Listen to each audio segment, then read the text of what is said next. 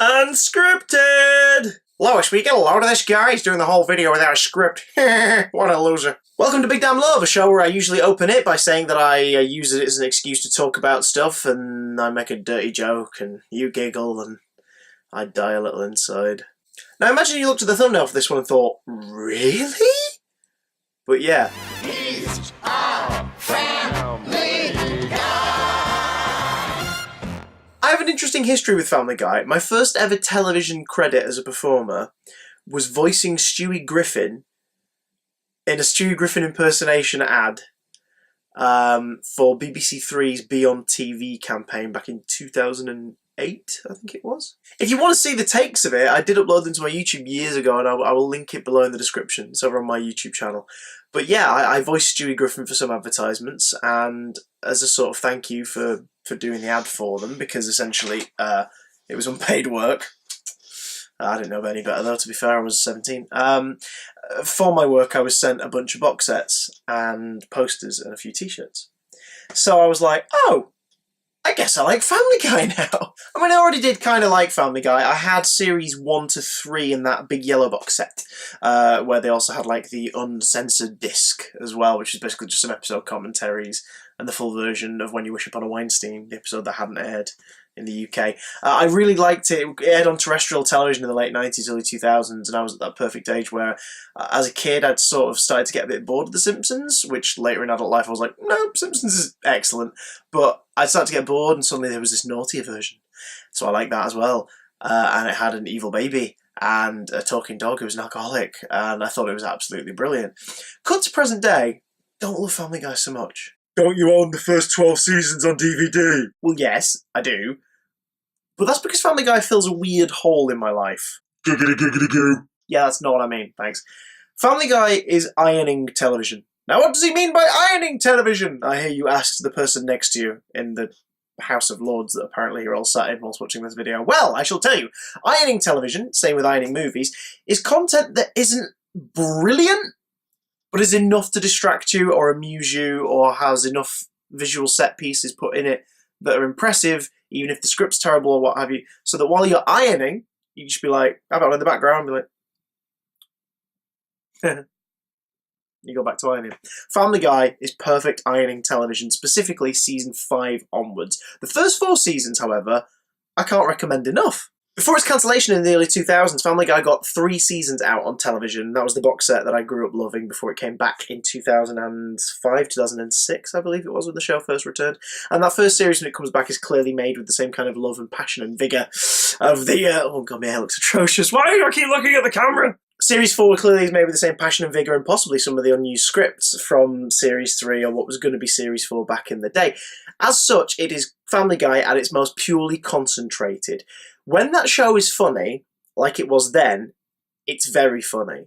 Its cutaways aren't too current. They are usually cutaways and pop culture references to things that happened a long time ago, but still stick in people's minds.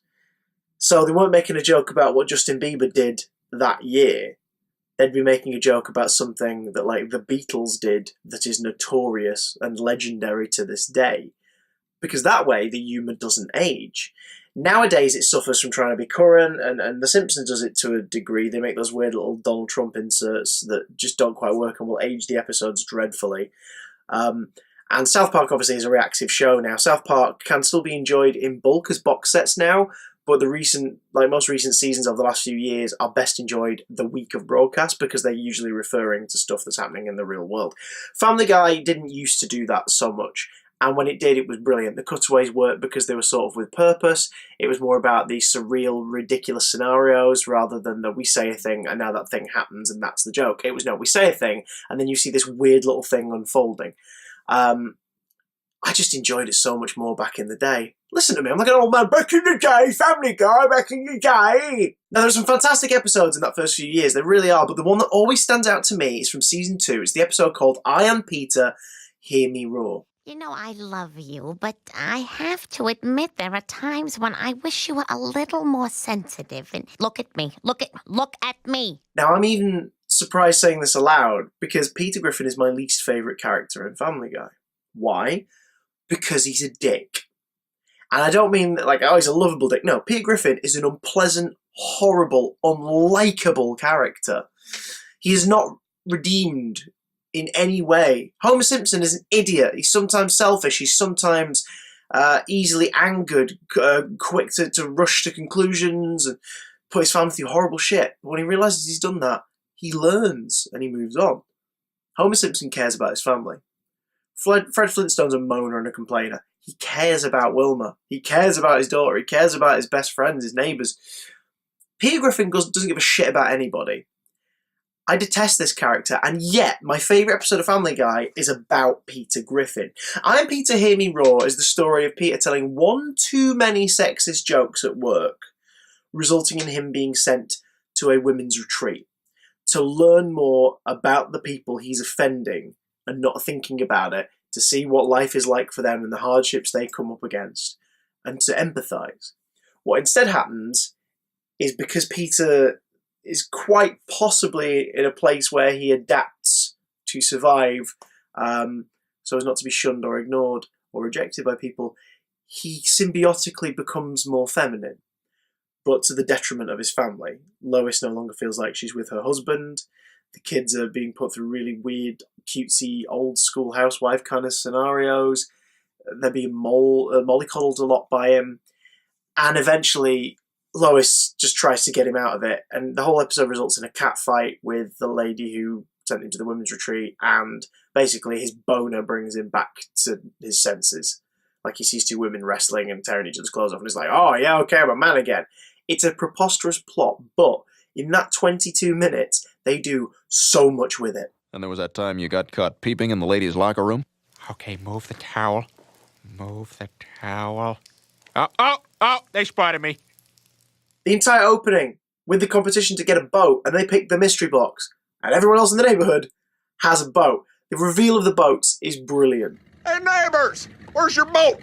We didn't take the boat. We took the mystery box. Hop in. The really awkward, cringeworthy scene where he's telling the joke, the sexist joke at work, isn't hilarious by itself. It is when he sees the woman's, like, shocked appearance and then just tells the punchline again because he just thinks she doesn't get it.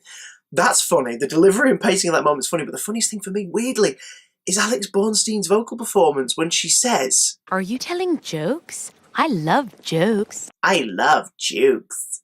It's like, what's that voice? I don't understand. I don't get it. If you hate Peter, you're in for a treat. His bottom lip gets stretched over his head, and it's painful. Oh, it's fun to watch. But the reason why I single out I Am Peter, Hear Me Roar above other episodes, because I'm likely never going to talk about Family Guy and Big Damn Love again, but I do revisit this episode a lot. It's the only one I've downloaded and have on my iTunes. It's the one I watched the most before the show came back in the mid-2000s on the DVDs. The two scenes that absolutely solidify it as a favourite for me, I'm laughing just thinking about them. First off, there is Quagmire misinterpreting Lois's visit. Well, he doesn't even treat me like a woman anymore. I know where this is going, Lois, and I'm already semi-there. Now, this is early days. This is before we got to know Glenn too much, because that's another problem with a lot of animated sitcoms, and sitcoms in general, but most of the animated ones. The more we learn about certain characters, the less funny they become. Yes, they become fleshed out. Like, nowadays, we know that Quagmire is a pilot. He deeply loves his sister. He will, like, do anything to protect his family, but he has a strained relationship with his dad, who's gone through a sex change. Like, we've learned all these things about Quagmire in the years since the show began. But back in the day, he was just the sleazy neighbour next door. He was the Rat Pack-style, schmoozing dude who thought he could sleep with any woman he wanted, and sometimes any woman who didn't necessarily want to, but let's not get into that. Jetpack, that one comes to mind always, and it's like, it's a funny line. Really creepy scenario. But in this episode, Quagmire misinterprets Lois's visit to have Glenn talk to Peter and try and bring him round a bit, as her going, oh, it's just not the same with Peter, I want you. And you just get this beautifully creepy, sleazy sequence. He plays the record, and he's just... It's like the bar comes out of the wall and the bed comes out of the wall. He's just like doing his best to saucily pour drinks.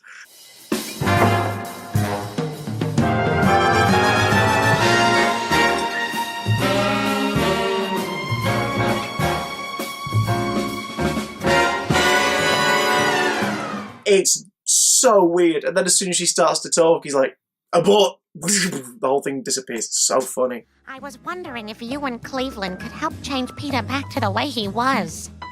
Of course that's why you're here. Don't worry, Lois. I'd do everything to you. What? I'd do anything for you.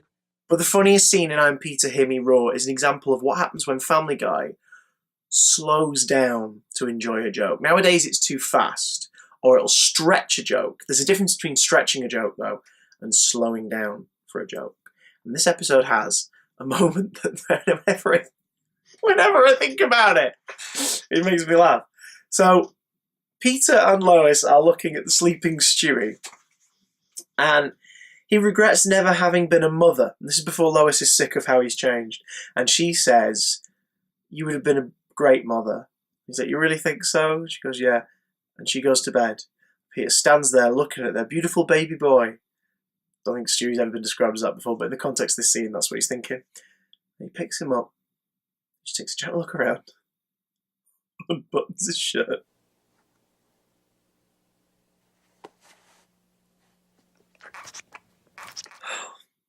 Peter breastfeeding Stewie is one of the funniest things I've ever seen in an animated show. One of the funniest things I've ever seen in a television sitcom. Because they let it play. The moment isn't hugely long and prolonged, but they let it play out. Stewie's natural reaction is he just sort of starts to suckle, because that's normal for him. And then he notices it's a bit different. Probably notices he's not getting anything out of it. Feels something in his mouth, puts his hand in his mouth, pulls out her hair, looks at it, realises, looks up. His reaction is priceless.